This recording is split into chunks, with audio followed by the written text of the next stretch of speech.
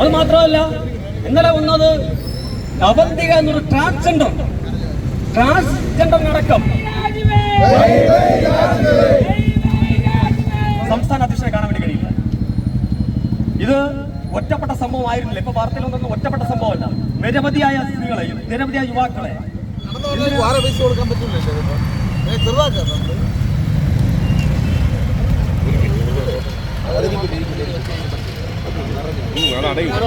രണ്ടാമത്തെ ആളിപ്പോ